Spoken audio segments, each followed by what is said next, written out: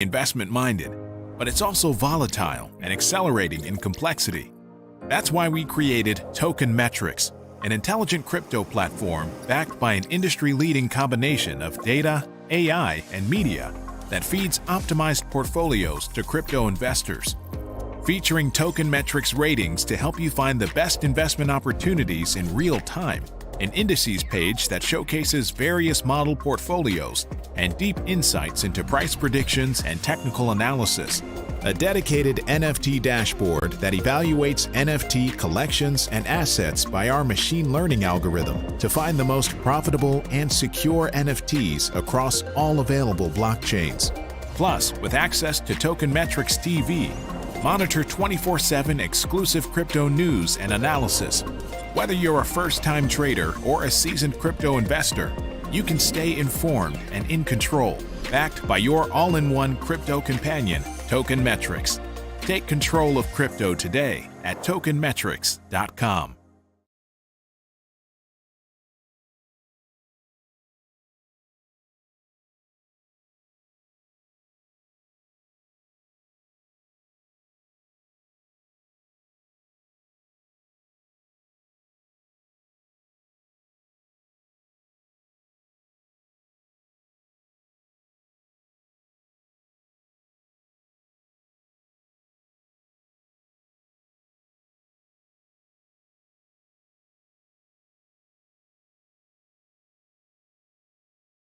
There's no sound. We can't hear you, Ian.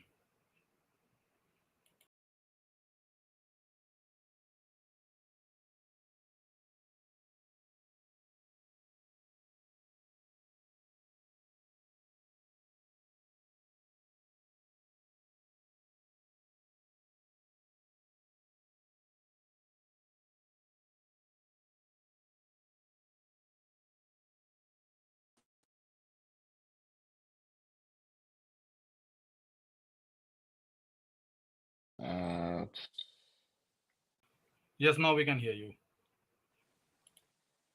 Do you hear me now? Yes, yes. Yes? Okay. So I'm guessing if I go to the chat, can you guys hear me now? How about now? Do you hear me now, Gaurav? Yes, we can hear you. Okay, I'm not sure what's going on there. But anyway, let's start that all over again. Merry Christmas, Happy Holidays, Happy New Year. Apologies for the delay and the technical issues. I'm traveling. I'm here at home with family in the DMV. Just been having some issues with my MacBook Pro. But anyways, still wanted to get out this live stream, holiday or no holiday, Christmas or not, because it's crypto family, Token Metrics family. So here to answer any questions you have about crypto.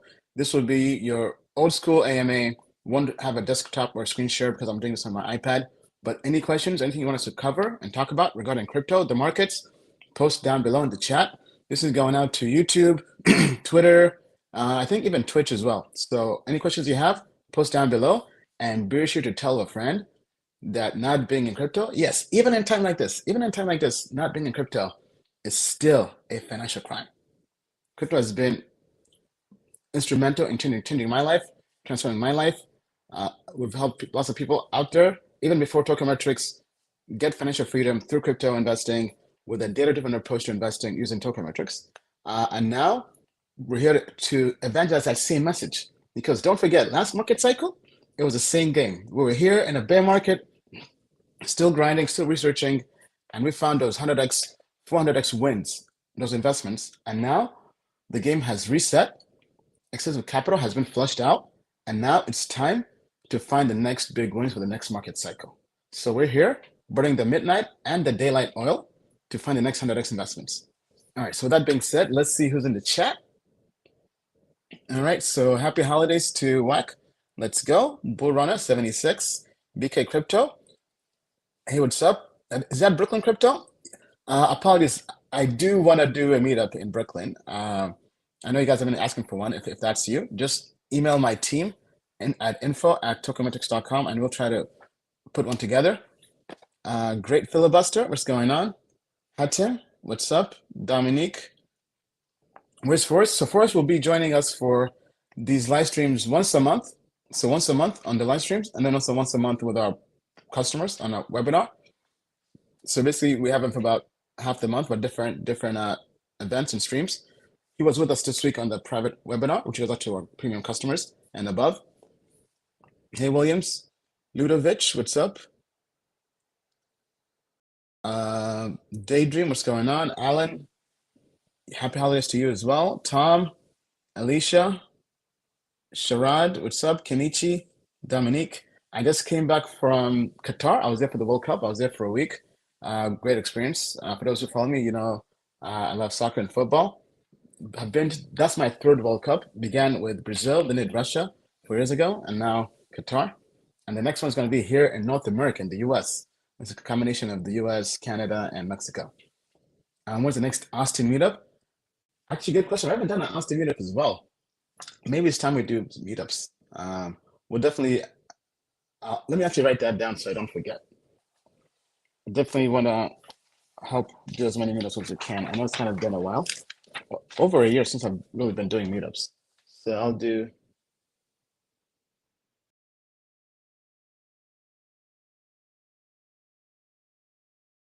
All right, put that on my to-do list. Austin and New York meetup. All right, so what questions do you have for me? Let's actually, speaking of questions, we had a poll on our YouTube channel on Tokenmetrics. Let me go through and actually answer that first.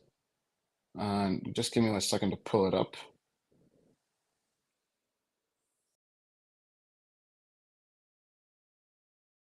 All right, so the question was, which cryptocurrency project should we review in today's stream? Now, obviously, I don't have my computer with me, so it's going to be tough doing this on an iPad. So I can just kind of talk to them. The options we had were Bitcoin, Ethereum, Solana, Polkadot, and anything else. All right, so very interesting. The winner with 32% of the streams, I'm sorry, not streams, of the votes, Polkadot. Polkadot is the winner. So let me talk on Polkadot. One, Polkadot, great technology, great narrative. One of the big narratives for the next market cycle will be interoperability. I think now we're all kind of seeing the next big narrative that's been trending is a multi-chain world. We won't have just one pure blockchain that is the king of them all. I mean, maybe right now Ethereum, about 2/3 of the market is on Ethereum. But with that being said, even in the Ethereum ecosystem, it's becoming multi-chain. You have layer 2. We're basically shifting towards application side chains, where it's better to have an application running on its own blockchain and borrowing security from an L1 as opposed to being built directly on the L1. So I think that consensus has already sailed. Because by going back to Polkadot, why I think Polkadot is well capitalized, one, they're well funded. Two, over 90%, I believe 94% of the tokens are already circulating. So they have a very low inflation schedule. Right? So what, 6% or so of the tokens will have to hit the market, and that's about it. So if anything, it's going to get scarce. The technology is already good. The only downside with Polkadot are the parachain auctions. What I'm hearing from just being in the space and from lots of people in the space is developers don't like how expensive it is to launch on Polkadot, having to basically partake in these auctions.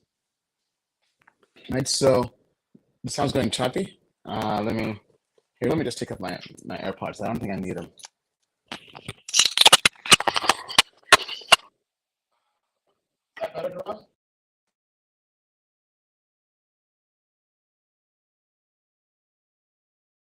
Can you speak again? No, we can't hear you properly. No, you're not audible.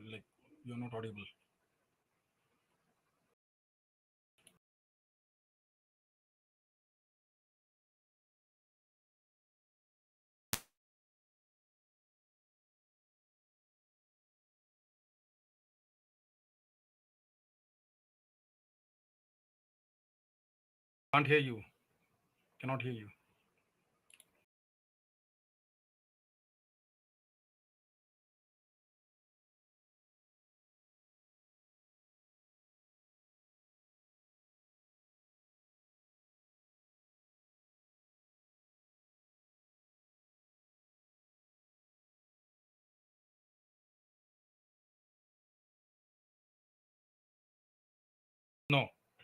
No, can't hear you yet.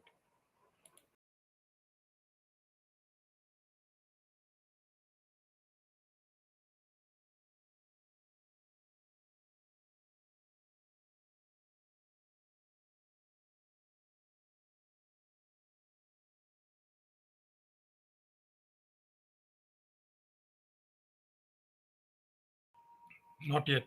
No sound from your side.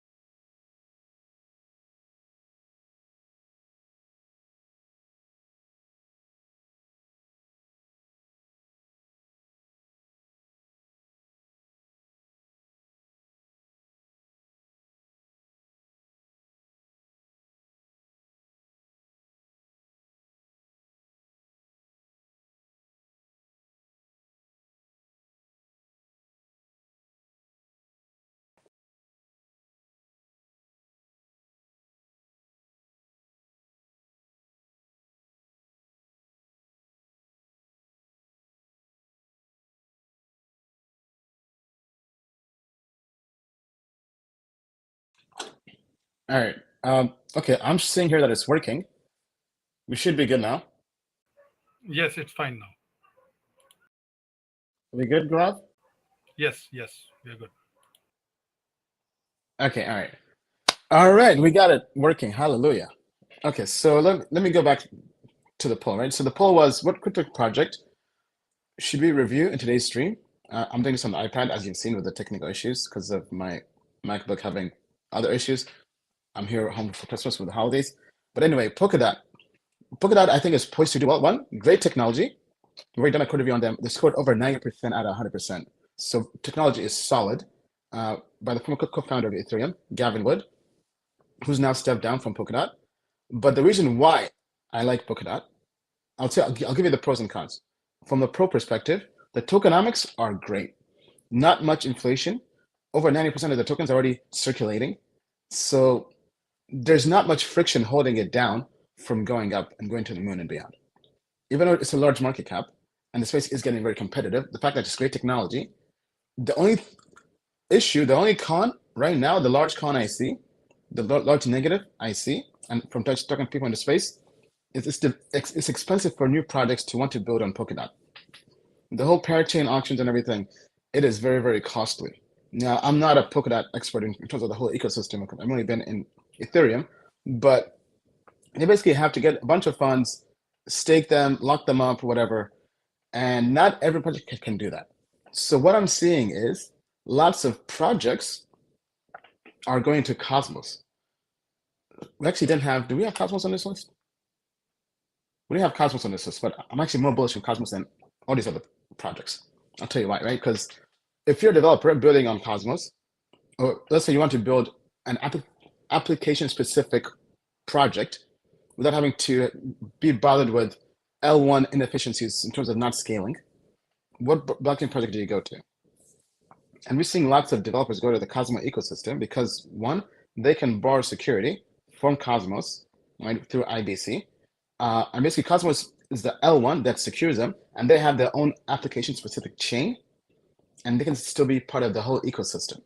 So in the same manner how you have Ethereum, then you have L2s with Polygon, with Arbitrum, Optimism, and all basically they're all EVMs on a different blockchain that's secured by Ethereum, or basically puts the transactions on Ethereum. With Polkadot, it also fits the whole interchain or the whole Internet of Blockchain narrative, but there's friction with getting new projects to onboard.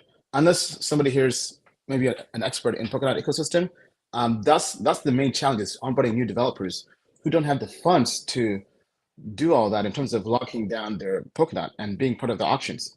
I get it, it's great for curating projects, but is it really the best way to grow at scale?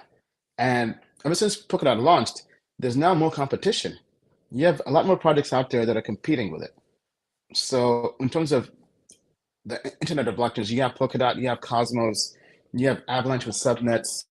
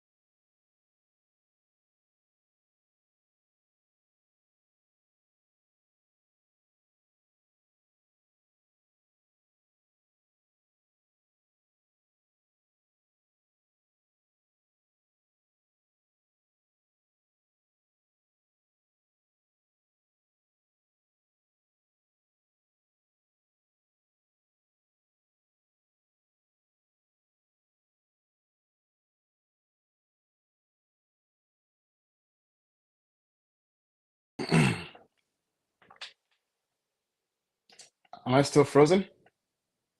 I'm not sure what's going on here. No, you're good now. Okay, all right. Yeah, so let's look at the price of Sol.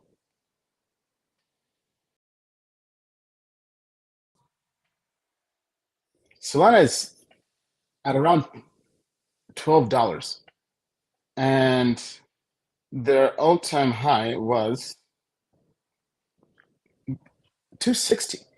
So from 260 to they're 95% down from all-time high. Now, this might seem crazy, but this is actually normal, right? For most L1s, if you go back to the last market cycle, Bitcoin dropped about 85% from all-time high, and Ethereum dropped about 95% from the last all-time high, right? Because basically Ethereum went to over $1,000, then went down to like $80. But basically now this market cycle, Ethereum is a lot more mature. So Ethereum going to ETH, Ethereum is Ethereum is only down 75% from all-time high. So if anything, with each cycle, each project gets more mature. L1s get more mature. So if Ethereum dropped 95% from all-time high last cycle, this cycle I was anticipating 85%. So the fact it's only 75% is actually pretty good, because its high was almost 4,900, slightly below that. So not bad. Now, where was I? So for Solana to be down 95%, Solana is basically dropped as much as Ethereum did last cycle. So it's not necessarily the end of the world. Maybe this is the bottom, who knows? But I would not touch it with a 10-foot pole until we know exactly what's going to happen with Alameda and FTX, who own about 10% of the entire supply. And then the main thing is what's going to happen with other developers, other products in the Solana ecosystem. Are they going to stay in Solana and just build it out? Or are they going to migrate to other chains? Because Solana uses Rust. There are other blockchains launching that also use Rust. So I think that is competitive, but it's probably going to be tough to just port because done quite like EVMs. But anyway, long story short, still bullish on Solana long term. Short term, very, very, very bearish. So basically, I'm taking a wait and see approach. But I do like that it's down 75% from all-time high. Our company, our fund, does have Solana, but we aren't really touching it anytime at the moment. All right, then the other on the other list was Ethereum. Yeah, I mean, Ethereum is Ethereum. It's not going down anywhere. The fact it's only down 75% from all-time high is pretty good. It's a pretty good vote of confidence. 2/3 of the market is on Ethereum. And now you have this multi-chain world, which I talked about earlier, that's happening. So as this is happening, I think the next narrative are L2s. We've kind of been beating this as a dead horse. But how do you play this game, right? Because you have Polygon, which we all made money in the last cycle as the L2 on Ethereum. But now you have Arbitrum, you have Optimism, you have ZK Sync, you have all these other L2s. But why I don't really like how they've launched, they basically launched to insiders. It's VC Ponzonomics, and it's very hard to really make money. I mean, I did get part of the Optimism airdrop because I used, I believe, a DEX or something. I think 1inch Exchange, there's some DEX on there. I didn't get much, nothing to really write home about. But while they're great technology, I don't think it makes sense to buy Optimism, which I've talked about before. It's the inverse of Polkadot. They have over, I believe, about 4 to 5% of the tokens circulating, and they have 95% illiquid that will flood the market over time. So the rate of inflation on that is going to be ridiculous. So that means whatever return you have, if you factor in that inflation, you aren't really making money. Let's say Optimism at current market cap can do a 10x return. If you factor in inflation of those tokens hitting the market, it might have to do, I'm just putting out some numbers out there, let's say a 20x just to get a 10x return. That's how bad inflation can affect your returns. Sometimes even a lot worse. So knowing that, what do? You just play the wait and see approach. You put it in your watch list and you wait. For me, ideally, I would wait until the majority of tokens are circulating. So until 50%, ideally 60% or more are in the market. That way, you know, there's not much inflation that's going to affect the price. Now, preferably in the best of best world, you want 80% of the tokens to really be out there in the market, but that might not really do well. Sorry, that might take a while. But with that being said, you can still make money on these projects, but you have to have the perspective of you're trading them. You're a trader because you know that fundamentally it's Ponzi-nomics. They have a very low float. It's a pump and dump game. And you'll be exit liquidity to those tokens, those whales, those insiders who have to dump on the market to bring those tokens into the market. So the question is, do you want to get dumped on? Hell no. Right? So you just kind of wait it out. So optimism, we have Arbitrum. Arbitrum is actually better than optimism from a developer adoption standpoint. And there's speculation that there'll be an airdrop. We posted in our private LS channel a link to some people talking with a guide on how to potentially earn the airdrop through doing a different activity. One quick one is GMX. If you're trading on any kind of derivatives exchange, GMX is on Arbitrum. And I think even Gains Network is going to be going onto Arbitrum. We finished a code review on Gains Network. Didn't come out too well. They don't really have too much technical documentation out there. So right now, it's purely a trade. It's very, very speculative. I believe it's scored like a 60%. That should be coming out sometime soon to our customers. But L2 narrative, I think the alpha is really getting the L2 airdrops. I think that's really the big win. If you got the Optimism airdrop, if you're playing the Arbitrum airdrop, if you're getting the different projects building on that, on those chains, I think that's kind of what you have to do. All right, but anyway, yeah, apologies for the sound going choppy. I'm not sure exactly why that keeps on happening. But anyway, we'll persevere. We'll just keep on going. Let's see here. Let me just go back to the poll. All right, so, and we had Bitcoin. Man, I'm trying to sing because I sound like a broken record, but Bitcoin is old news. I mean, yes, it has a utility, but nobody's going to make money on Bitcoin. I'm sorry to say, the money's already been made. We're looking for the next Bitcoin or the next Bitcoin. That's how far ahead you want to be. You want to skate to where the puck is going, not to where the puck was. Because right now the puck was in Bitcoin. Now it's in Ethereum and the L2 ecosystem, but where's the puck going to next? That's how you make the 100x returns.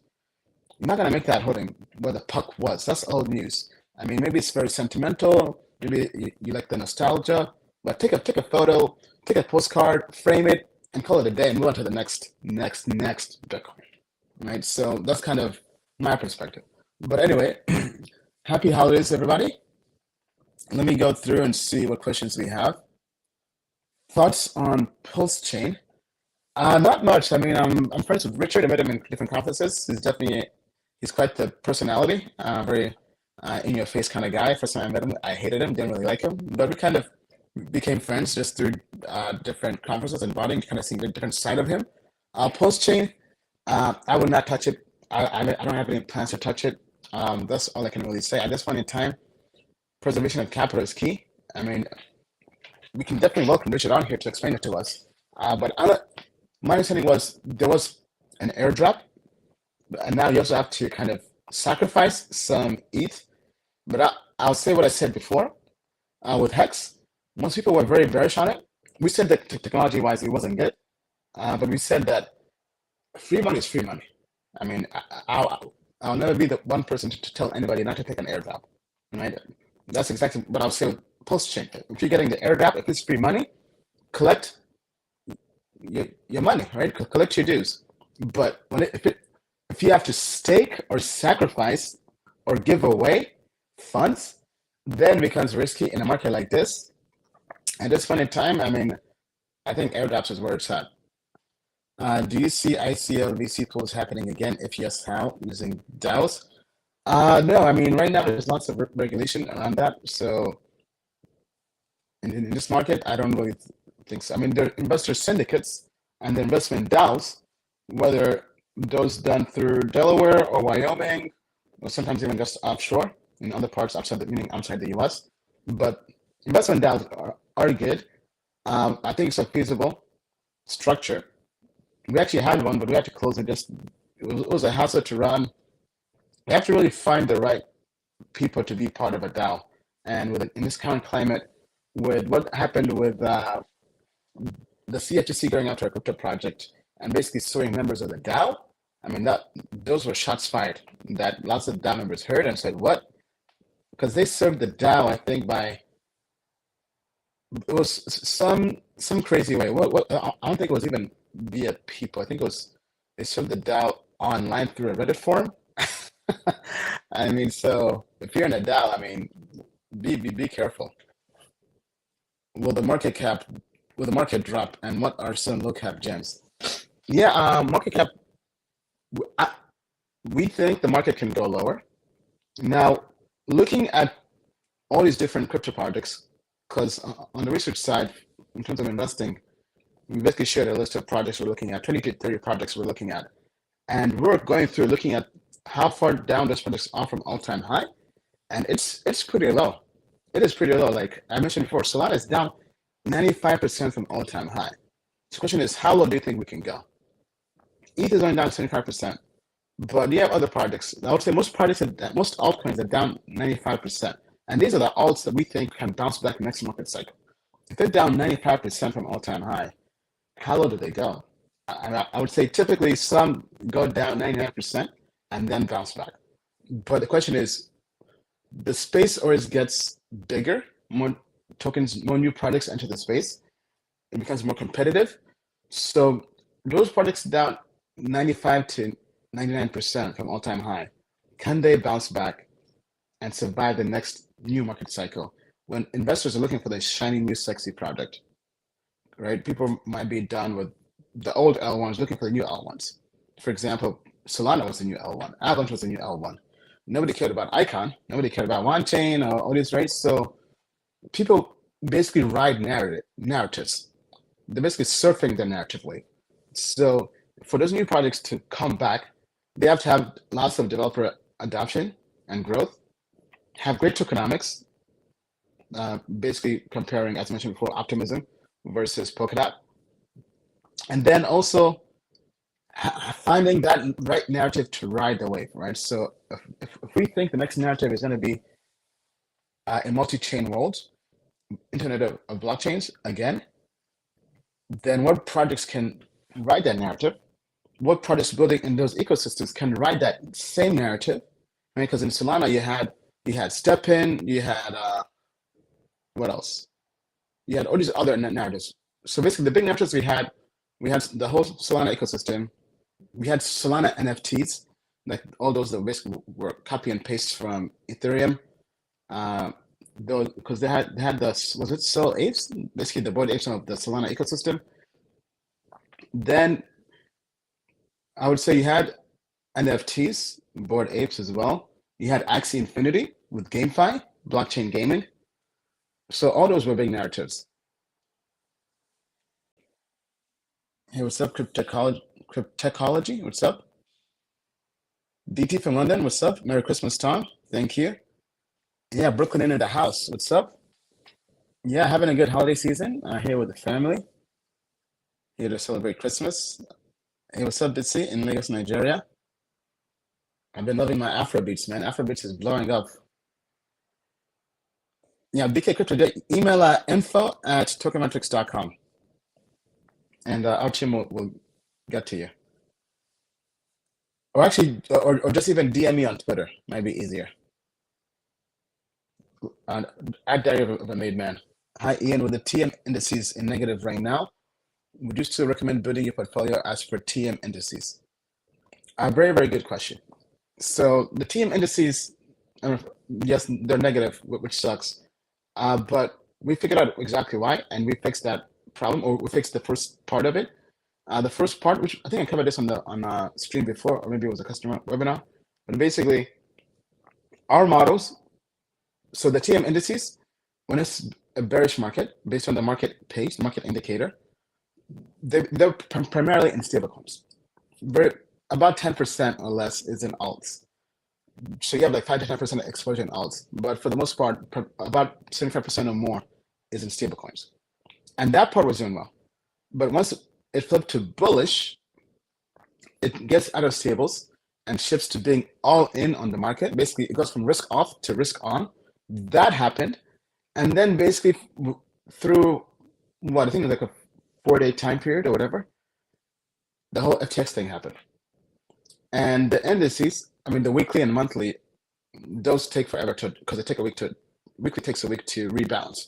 So it got wrecked, being in the market with the whole FTX thing.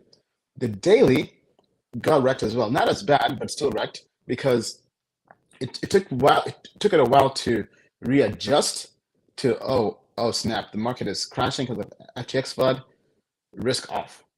So what we've done is we've increased the threshold required for it to switch from bearish to bullish.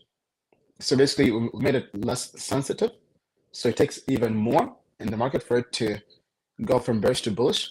And then the other part that we have to explore, but it will take some time, we have to find ways to factor in news sentiment and Twitter. And because we do have sentiment grade on the platform, but it's only for 30 cryptocurrencies right now, based on our data provider. We're working on a new version that will expand to, I believe, 80 or more crypto assets. So we have to have a way to add the sentiment analysis in real time for news sites, Twitter, social, into the market indicator. That way, let's say it says, you know what, risk off to risk on. And then the next day, there's Binance FUD saying, oh, wow, Binance is insolvent. They're going bankrupt. It was a scam, allegedly. So it has to be able to adjust very, very fast, right? And then the other issue we have as well is currently our pricing is daily. So our prices update our prices update every 5 minutes on tokenmetrics.com. But the daily indices and all these other things, and also our grades and TM indicators, they update basically a few times a day. Now, in the future, we'd like to switch to real-time pricing. That way, we have minute by the minute, second by the second pricing data. So, for instance, if we take the market indicator, if it's only updating once a day, what if we could have it update once an hour, every hour, on the hour? That way, you can find those intra-day swings. So, for instance, let's say the FTX news happens at noon, and the market indicator changes by 3 p.m. That way, it's not waiting for like 4 days to adjust. Or worst case, it might wait just 1 or 2 days. So those are the ways we're looking into making the platform even more robust and just faster to react to market movements and the volatility we've been experiencing in crypto. No, Cryptshota, my dashcam hasn't come yet. I went through and looked at the pre-order page, and basically it's saying that if you I ordered 2 of mine, I think in June of this year. And looking at the table they had on the webpage, I showed this in the private alerts channel on Tokenmetrics, but I believe projections are Q1 or Q2. I'm sorry, I think by end of Q1. So looking at that, I'm not really expecting to get my dash cam until early next year. So it's going to take a while. Have you heard from TrueBit AI on Ethereum? The name sounds familiar, but I've not, I don't really have much to go on that. Is Filecoin okay? Technology-wise, Filecoin is great. Tokenomics-wise, it's not good. I mean, this is coming from, I was an early investor in Filecoin. I was part of their CoinList private sale or public sale, whatever you want to call it, back in 2017. I did a 50x return. Not bad, not shabby. I actually I learned about Filecoin from going to my first ever crypto conference. I think was Token Summit. They pitched there. The founder was there pitching. Then I also went to their conference in San Francisco, in the Valley, and ended up investing based off of that. But tokenomics-wise, it's not good, honestly, right? I think if you're looking for a storage play that also has great technology, that has better tokenomics, is Arweave. Arweave is one to look into. It's also been getting lots of adoption.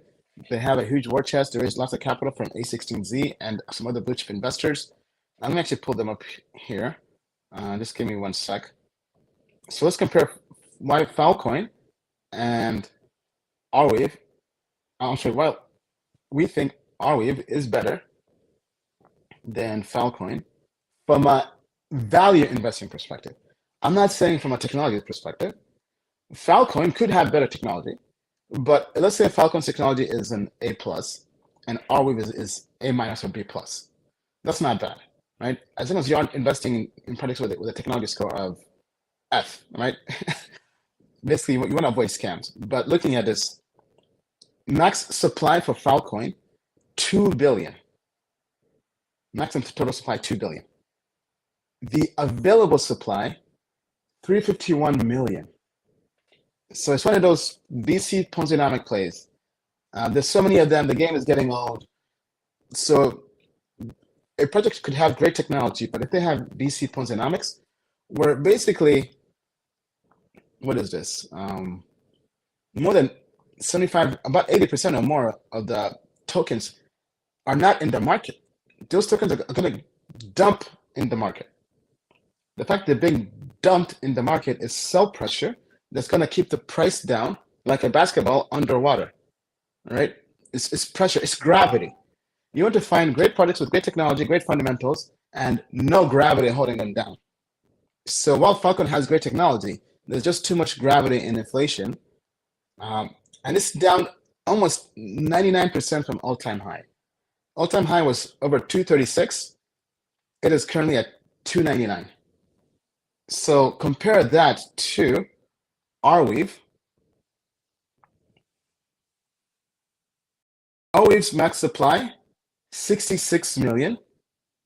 Total supply, 6.46 million. Available supply, what's liquid right now? 50.1 million. And Arweave is only down 92.3% from all-time high. All-time high was basically $89.24. It's currently 66.85. Mark FDV for Arweave, 453 million. And FDV for Filecoin is 5.8 billion. Think about that. So Arweave, let's say Arweave technology is B plus, B plus, Filecoin is A plus, or even A minus. And Filecoin has all that inflation hitting the market. Arweave has barely any inflation hitting the market. And Arweave is essentially a tenth the price, a tenth the FDV of Filecoin. So from a value investing perspective, you find deep value. And value investing is basically getting the price the market, or finding the price the market is valuing an asset at, and then buying way below that price.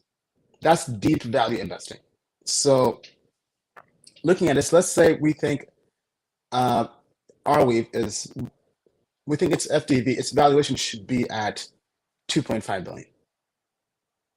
Or let's say next market cycle, we think Arweave can get to Filecoin's FDV. That's over a 10x return on your money without any inflation. So that's pretty damn good. Now let's say Filecoin is at 5.8 billion. Let's call it 6 billion.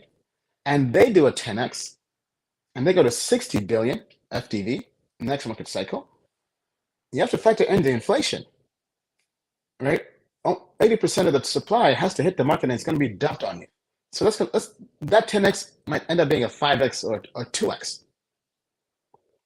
So it might go to, or it might even stay the same. You might not make any money, but the FTV does a 10x.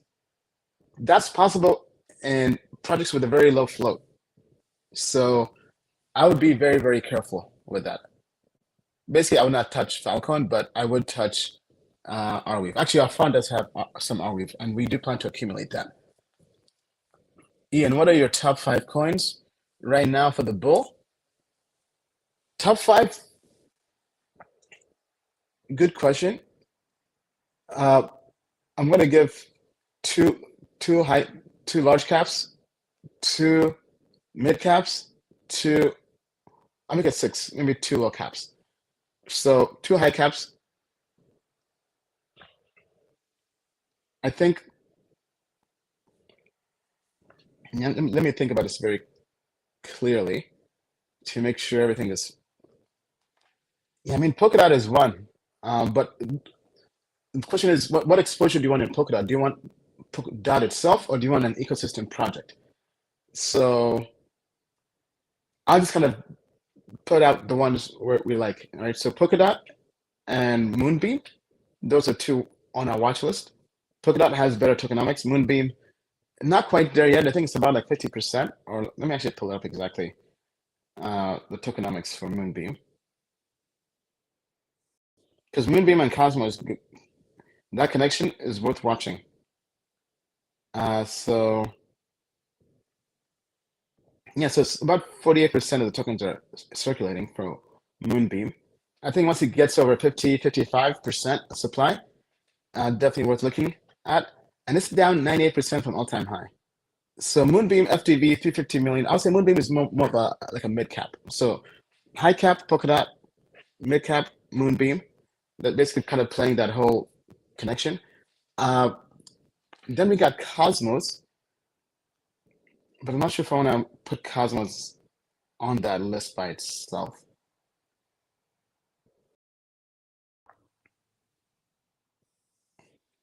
Okay, let me just pull up tokenomics here. So Cosmos is only down 80% from all-time high. Very, very good for an L1, right? Compare that to Solana. Ethereum is down 75% from all-time high. Looking at market cap, 2.6 billion. The main thing about Atom, after double check, is their tokenomics. The token hasn't really been useful or needed. That's kind of the thing. And I know I haven't really had too much time to look into the recent launch, Atom 2.0 or Cosmos 2.0. But I think worth putting that on your list as well. Avalanche I like, but tokenomics wise, it's gonna be rough. Looking at this, Avalanche is down 92% from all-time high, so a lot more than Cosmos, but not as much as Solana. Available supply 311 million versus, so basically 75% of the tokens are liquid. Actually, I'm sorry, that's looking at total supply. Max supply, so slightly under 50% are liquid. So not so much. What other large caps? Just give me 1 second here. I want to make sure looking at the right list here. Yeah, so large cap wise, I would say Polkadot, Avalanche, Polygon, of course, because I don't think Matic is done yet. So if we just go through that, currently it's 10th in market cap. Matic is only down 72.5% from all-time high. So Matic is down a lot less than Ethereum. That is something. I mean, that's actually pretty impressive. And 90% of the tokens are already circulating.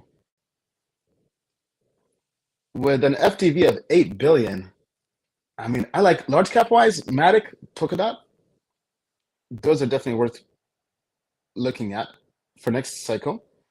So the way I'll view it is basically you could say Polygon, Matic is the next ETH, right? Because we talked about Bitcoin is where the puck was, and we're done with that. We're not looking in the rearview mirror anymore.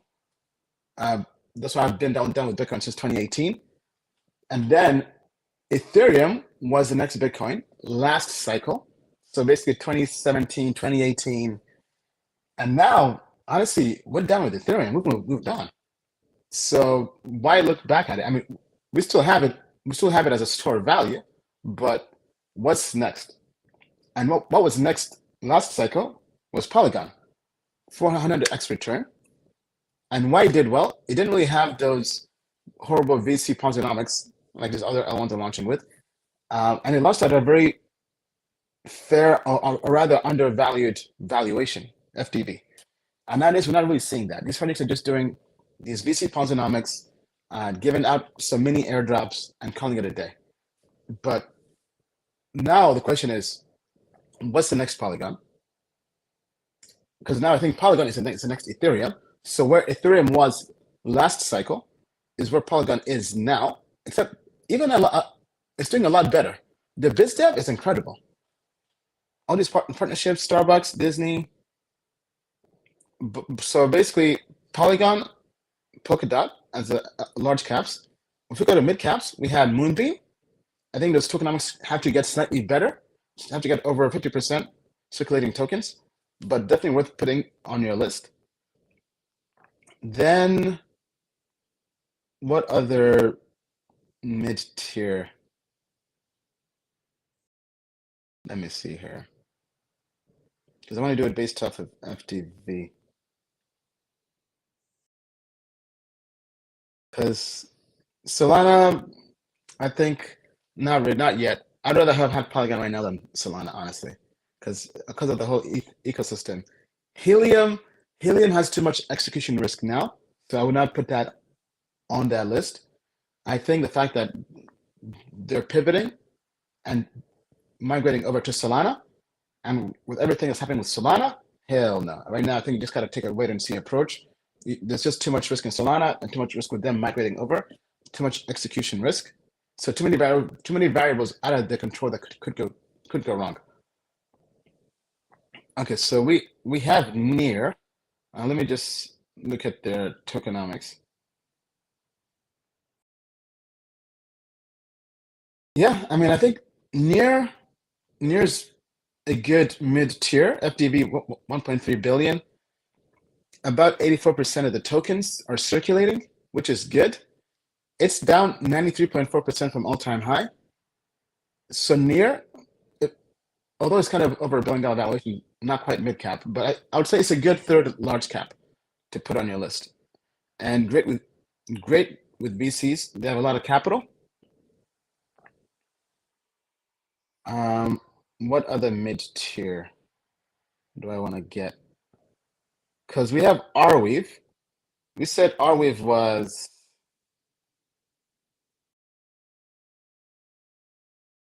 market cap wise. FTV, yeah, I would say Arweave is mid-tier. I'll put Arweave and Moonbeam as two good mid-tier picks for the next cycle. Because Arweave is 450 million FTV. Now, GMX is one we've been looking at. It was a coin of the month for this month. It's had a pretty good month. Our models liked it. FTV 600 million.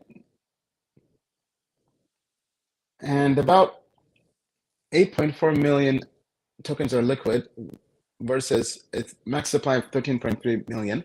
Not bad. Only down 26% from all-time high. So I think worth keeping on your list as a potential pick for next cycle, but I feel like kind of like Synthetics of last cycle. Synthetics made its money in the bear market. It did a 50x return or more. They launched basically yield farming or whatever, but they didn't really make money in the bull run. And I'm afraid that GMX might be doing the same thing, because typically all these derivative projects do well when people are trying to short the market. But in the bull run, when everything's going up, not many people are trying to short the market because you get wrecked. So I feel like GMX might be more of a bear market play. While a good project might not be the play for the next bull run. But for this cycle, definitely, or this bear market cycle, definitely worth having on your list, on your watch list, GMX.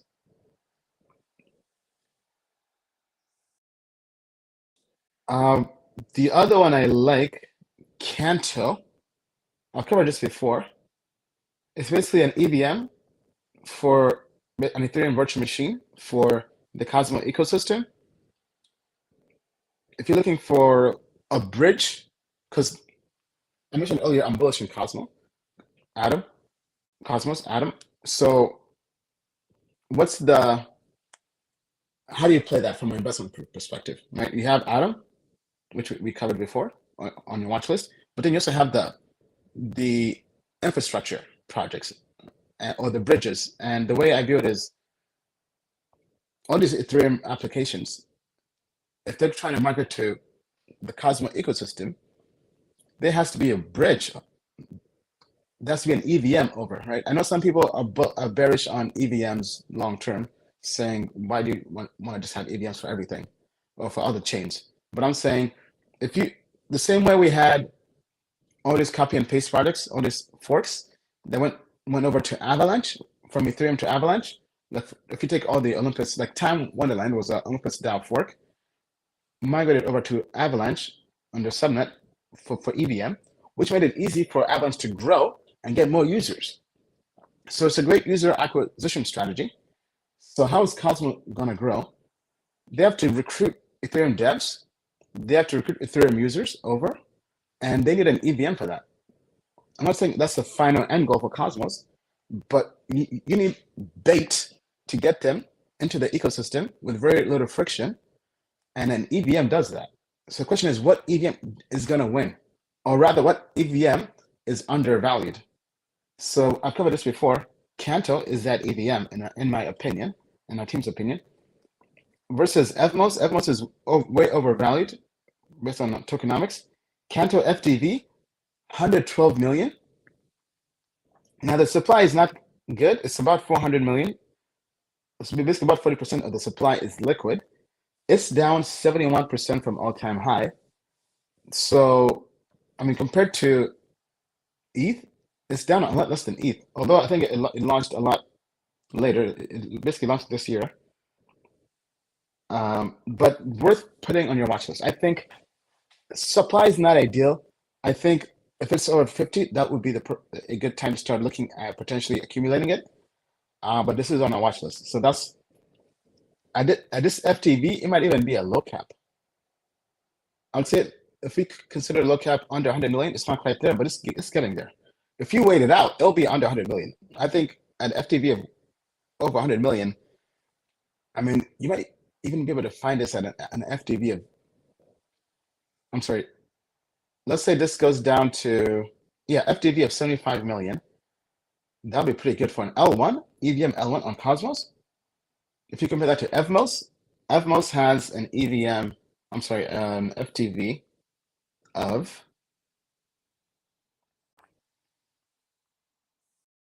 $289 million. So Evmos is 3 times more expensive with a lot.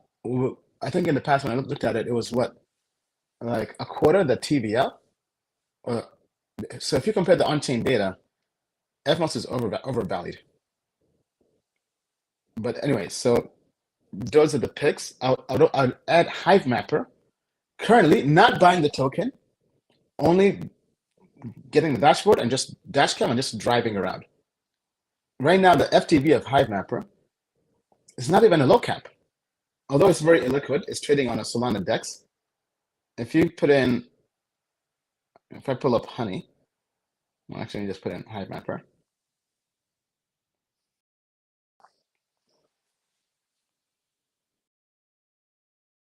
Okay, I don't have it here, but on CoinMarketCap, it was 1.7 billion FTV. Ridiculous. So I will not touch it until it drops 98% from its all-time high. So it has a way to go. So basically, that means Hive Mapper, the Honey token, should be at a price of basically half a penny for it to even be remotely worth even looking at. And it has to be liquid, has to be a liquid market, and currently that's not available. So basically, we mentioned Polkadot, Cosmos, Polygon, GMX, Canto, Hive Mapper, after it drops 98% from all-time high, basically at half a penny. What else would I add to that list?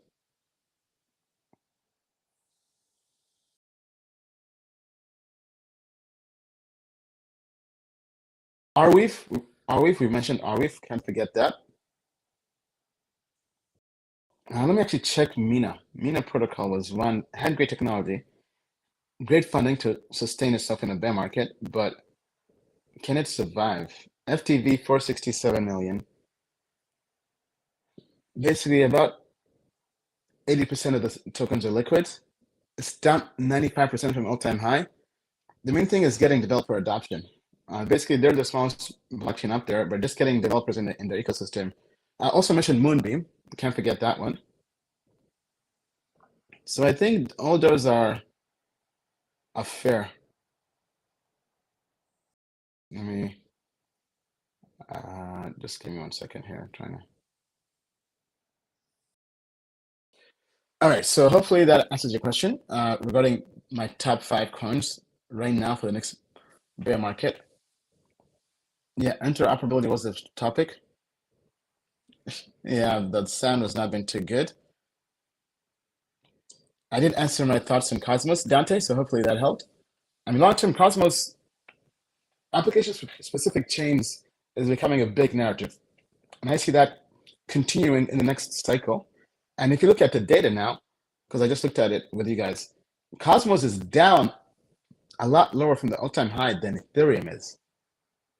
So Cosmos has been a better store of value than Ethereum, which I didn't even know. So factoring that in with the growth we're seeing with the ecosystem, definitely worth keeping an eye on that for the next cycle.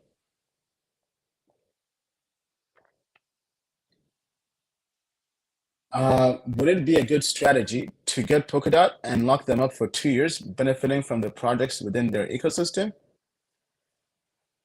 I mean, honestly, I don't know. I haven't done any staking or locking up in Polkadot, so that's not really my expertise. Can't really comment on the pros and cons of that. But I do know that Polkadot, as a crypto asset, solid in our opinion. As mentioned before, great technology, tokenomics, good. And in terms of the ecosystem, Moonbeam is the other ecosystem project we like because lots of Moonbeam connects with Cosmos. Lots of Cosmos projects are connecting to Polkadot through Moonbeam. It's basically acting as a bridge. So Polkadot ecosystem and Cosmos ecosystem tied together via Moonbeam. I think you have to have one of the two.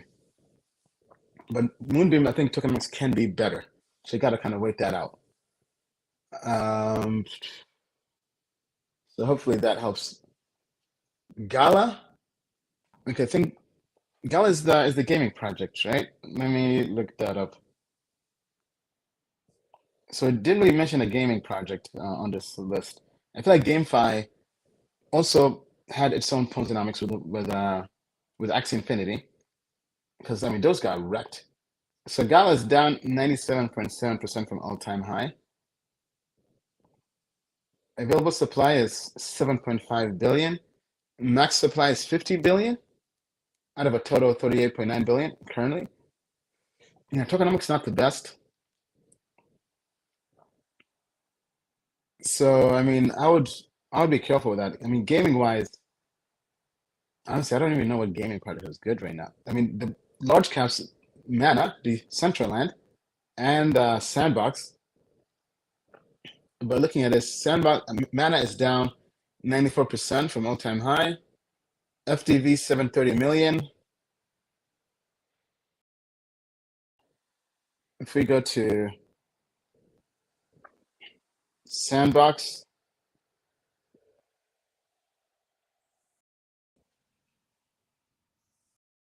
okay, this is not popping up. Let me.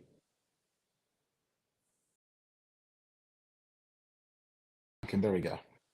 All right, so Sandbox is down 94.6 from all-time high. FDV 1.3 billion. About 50% of the tokens are circulating. Yeah, I'm not really seeing any gaming play I would play now. I feel like you have to have a 0 to 1 improvement in the next gaming innovation. So if anything, I think the next gaming play has already happened. I think it was Bored Apes with other deeds and other world or other side metaverse, and that was the airdrop. The airdrop was the money. I mean, that was a win for me. I mean, I made over 6 figures in airdrops. I mean, Bored Apes was. I mean, that was a huge one actually. That whole narrative. If you got a mutant or a Bored Ape early, I was still pretty late. I got mine like 3 months after it launched. But the airdrop, the mutant, the other deeds, I have a coda. So it's been the gift that keeps on giving in a bear market. But I have now officially sold all my ape because I did not want to be in the market with all this FUD happening in crypto because I do think we're going under. But let me pull up Axie Infinity. Axie Infinity is down 95.7% from all-time high. Yes, available supply 114 million basically out of 270 million. Tokenomics not that good. FTV 1.9 billion. So I feel like you got to find the next Axie for the next cycle at a very cheap valuation. So I'm not really seeing any gaming projects currently, but let's actually switch over to the NFT sector. So I covered this on the customer premium webinar. If you're not a customer, I definitely highly encourage you to join because I'm back to doing the webinars now, once a week webinar. Then if you have the Astrobots, the Tokenomics Astrobot Society NFTs, which are lifetime membership NFTs to our platform. I also do the alpha call on Mondays. So basically, you guys can have me 3 days a week. And this time I'm basically sharing alpha. We're not doing TA. We're doing straight alpha, straight whatever we're doing in the market, how to use Tokenomics as a platform. But basically, what I covered on there is if you're looking to play the NFT sector, what would you look at? And right now, looking at the data, there's been a huge surge in market share by Blur token, right? So that's why we're putting it on our watch list. Now, the token hasn't officially launched yet, but the surge primarily is happening because people are speculating, or rather are using the platform and listing their NFTs to get their airdrop this coming. I think they've had two or three rounds, or they have 2 rounds, and a third one is coming up. And then they'll do the airdrop, I believe, in Q1 next quarter. But what I'm curious to see is currently Blur has surged and taken a lot of market share. I think over 10% of the NFTs now are being traded on Blur, which came out of nowhere. I think maybe even more. But once that airdrop happens, will those numbers subside or will it keep on going up? Because if that's the case, that will encroach into OpenSea's territory because OpenSea has no token and people on crypto love tokens. So how do you put the NFT space in terms of investing? So I think keep an eye on Blur. Let's see what their FTV is and their tokenomics are once they launch. If they're horrible, then it's a done deal. But if they're good with their on-chain growth, if that keeps on happening post airdrop wash trading, allegedly, then that's definitely worth looking at. The other one looks rare. They had an airdrop as well. I did get their airdrop, but didn't really make much on it. Now I was staking it. I've been selling my staking rewards, but pulling up looks rare. FTV 144 million. Total supply, available supply, 54% of the tokens out of the billion max supply are liquid, and total supply of 800 million. So looks rare, worth keeping an eye on. And the fact that if you stake, you earn a portion of the trading fees or whatever, or listing fees, whatever it is. So you can earn some cash on that. Blur token, I have to double check if you get revenue fees, but I know it's a governance token. If it's just really governance token, not worth touching. If you get a portion of revenue fees, definitely worth keeping an eye on. All right, so those are the 2 NFT plays I'll be looking at. If I had to add a third one that we looked at, and we're still keeping eyes on, Immutable X. Basically, it's an L2 for Ethereum NFTs. FTV 868 million. Available supply 731 million. Total supply 2 billion. Tokenomics not the best. They can get better. That's why for now, just keep it on your watch list till those tokens dump on the market. All-time high, it's down over 95% from all-time high, but worth keeping on your watch list NFT-wise. So those are the NFT plays. Any other NFT plays I would add? Let me take a look. I think that's kind of it at the moment.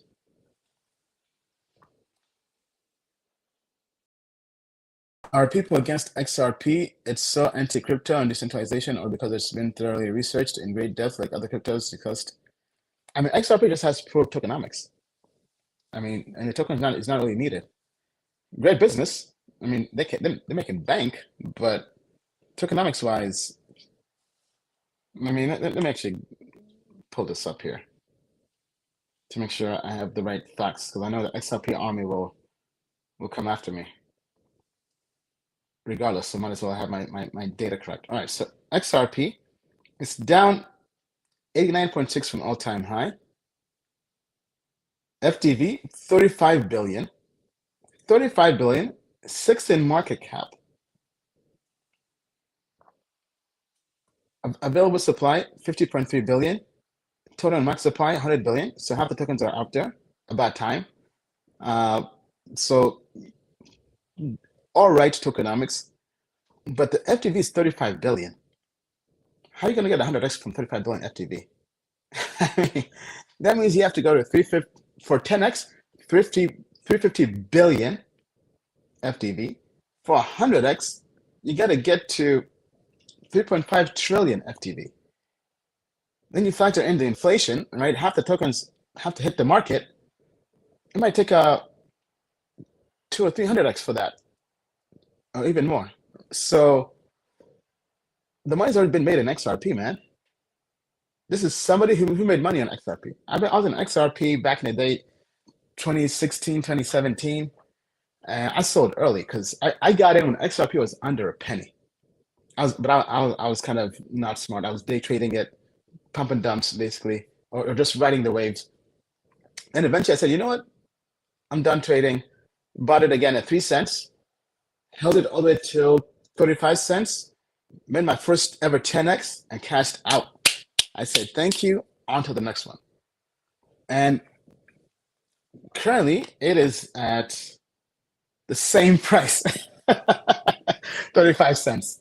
So literally almost like basically 2 bull markets happen and it's still at the same price. Why? The FTV is too damn high. Like there's no money, like it will take a monumental effort just to get a 10x return out of this. Then you factor in half the tokens have to dump on the market, that inflation. So there's no money to be made in XRP, man. I mean, maybe you want to hold it because it's sentimental. Maybe I'll say take a photo and frame it, and you'll have that with you for the rest of your life, and then cash out and on to the next XRP. Because imagine now, I guess the regret I had is if I had the XRP I had that under a penny, that would have been like 100x almost, 50x, 100x. But now it's just going up and down. It's going sideways, guys. It's not really going much. So how can something with a $35 billion FTV, with a token that's not really doing much, and has half the tokens to dump on the market, how's that going to go anywhere? I would say keep it moving. Like an even better investment than that is Polkadot.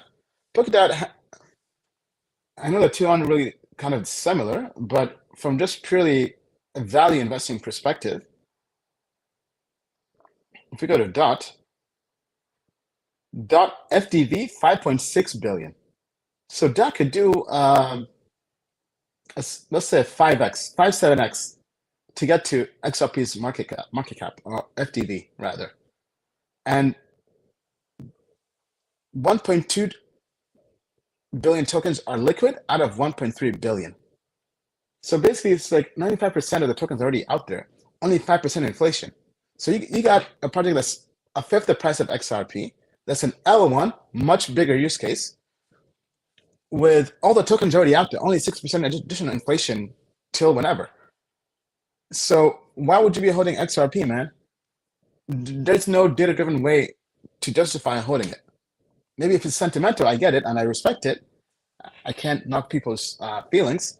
But if we're trying to make money, that's just, I don't see how the math adds up.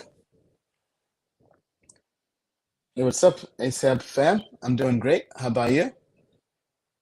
Upgrade lifestyle. Hope you're doing well.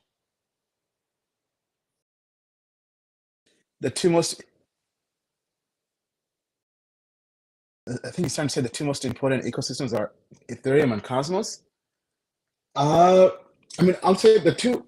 Yes, right now Ethereum by far 2/3 of the market is on Ethereum. I think the next one to watch, Cosmos. I feel like Solana has fallen from grace. Cosmos is rising up. So I would say ETH, Cosmos, and then we have Polkadot. I would say as a third, because I mean ETH is just killing it.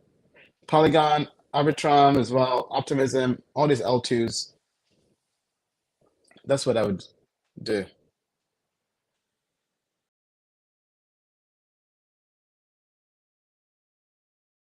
Yeah, my issue is not the internet. I have a 1 gig internet, but we have to figure out exactly what's going on. But I think for now we should be good. I'm aching to dollar cost average into great utility tokens right now when we're in the dumpster. I'm just nervous of new laws post Ripple case that deem most of the market security or something similar and tanks 99%. Well, yes, I mean, regulations is definitely going to be an issue, but that's why we have to be pro being fully decentralized. Because guess what? Nobody can tell us what to do. If it's fully decentralized, if people have a decentralized stablecoin, if they have decentralized dexes that have decentralized front ends, which is the key. So, for example, take Uniswap, SushiSwap, all these dexes, because code, everything's code. So, how do you shut down a protocol? They couldn't shut down BitTorrent. They tried, they couldn't. They could shut down Napster because it was centralized. BitTorrent, they could not. So, how are they going to shut down a decentralized protocol? If you decentralize the front end, so like for example, Liquidity, the DeFi project we covered before, they have decentralized front ends that all can interact with the smart contract code done by developers. They made incentives for people to build front ends. So if you have that, I mean, they can go to hell. What are they going to do? People will just, I mean, people are going to chase that 100x no matter what.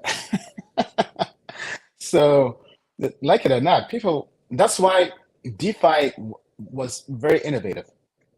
I mean, Uniswap was a 0 to 1 game changer because now people did not have to wait for a centralized entity exchange to list a project to have liquidity. By creating liquidity pools and having the community, investors, holders of the project token, provide the liquidity and earn rewards for that, yield farming. Oh man, I mean that was a catalyst for the new bull run. So we need something like that for the next cycle. So I mean, SEC cannot stop that because Uniswap was 0 to 1 improvement versus Ether Delta. For those who back in the day who know 2016, 2017, Ether Delta, that was decent, but not the best. Uniswap was way better. Then we had B3. Now you have Uniswap with NFTs. But now, what's the next 0 to 1 improvement? Once that happens, I mean, I think front end is definitely worth looking into, but they cannot shut down crypto. They have to just eventually bow down and just kiss the ring, kiss the feet. Crypto is here to stay, whether they like it or not. The people the people who vote and put politicians into power, into office, if they vote and become single issue voters and vote for, we want crypto now, figure this out. Hey, it's gonna happen. It's taking time, but it's gonna happen. What's your take on Perp protocol news revenue share with USDC? I mean, we were bullish on Perp protocol a while back, last cycle, but it's underperformed. Now GMX has basically done what we were hoping Perp would do. Now let me actually pull this up. Okay, Perp. All right, looking at this, yeah, it's down 98.4% from all-time high. I mean, that is crazy. Now, tokenomics were not the best. That was one of the factors. 70 million supply, 150 million total supply. So about slightly less than half the tokens were circulating. FTV, 58 million. I mean, but I would not touch Perp because we have GMX that's way better right now, more adoption. Perp has had the time to do well, but hasn't done anything. I think maybe GMX, because GMX was an Arbitrum, maybe that's why. But the revenue share with USDC, USDC is a centralized stablecoin. Right now, they're really, I know it's liquid, but one, USDC is a joint partnership between Circle and Coinbase. Coinbase, their stock is getting hit. Coinbase, their market cap or valuation now is lower than Dogecoin. This stock is down over 80% from all-time high. Revenues are down, what, over 65%? No, I still think they're solvent, but who knows how long the bear market could last? I mean, anything is possible. At this point, anything is possible. So do you want a stablecoin controlled by those entities?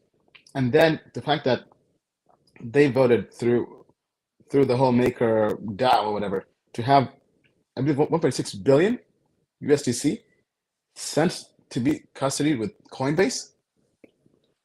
That seems very centralized to me, right?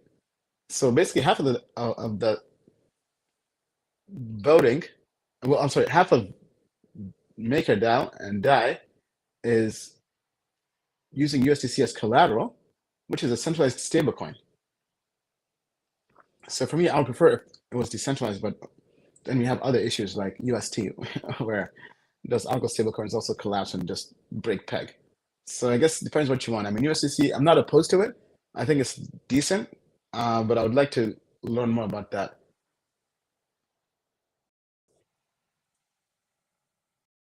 Bill is not with us with the company anymore. Bill's moved on.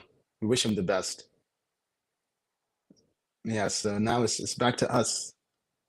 How do you log into Tokenomics with your Astrobot? You just log in, click login screen, and click MetaMask, and log in with a wallet that has your MetaMask. I'm sorry, log into MetaMask with the wallet that has your Astrobot NFT, and it will automatically pick that up and log you into that account.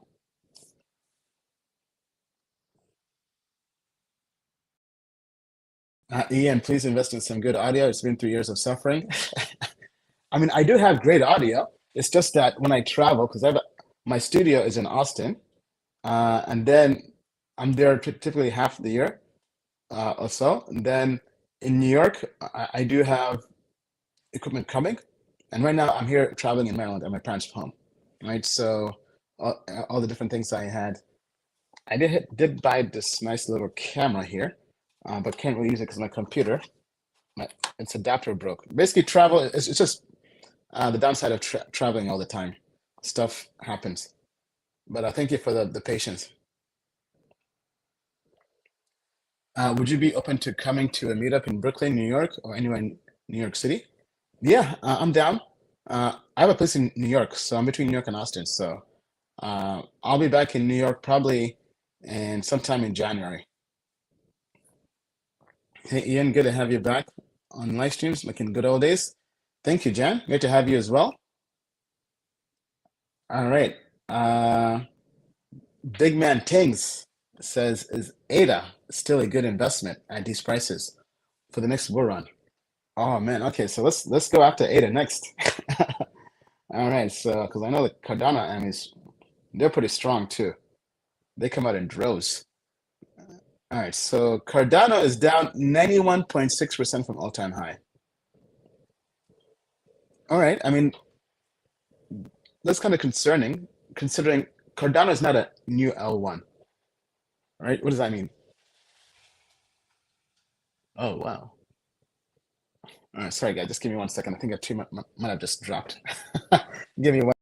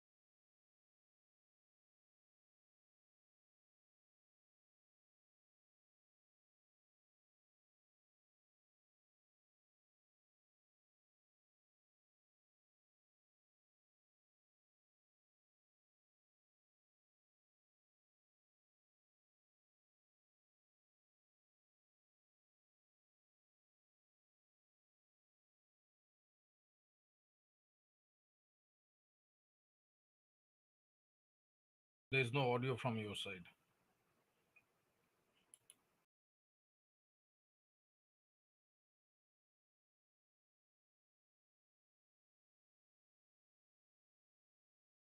No, there's no audio yet.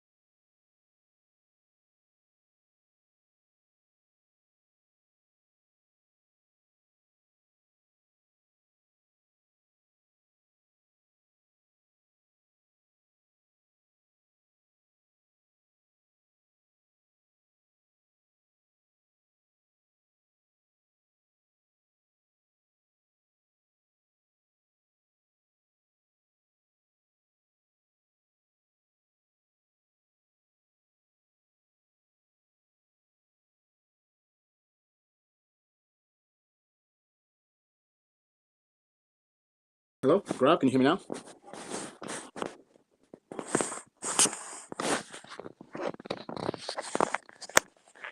Hello, Grab. Yes, fine. You guys can hear me? Yes, we can hear you. Okay, all right. All right. Unfortunately, I do have to get going, but it's been great. We're now past the top of the hour.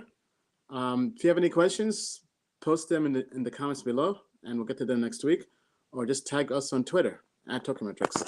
That being said, as we like to say, the moon is not the limit to the moon and beyond. Thank you, crypto family. Merry Christmas and happy holidays.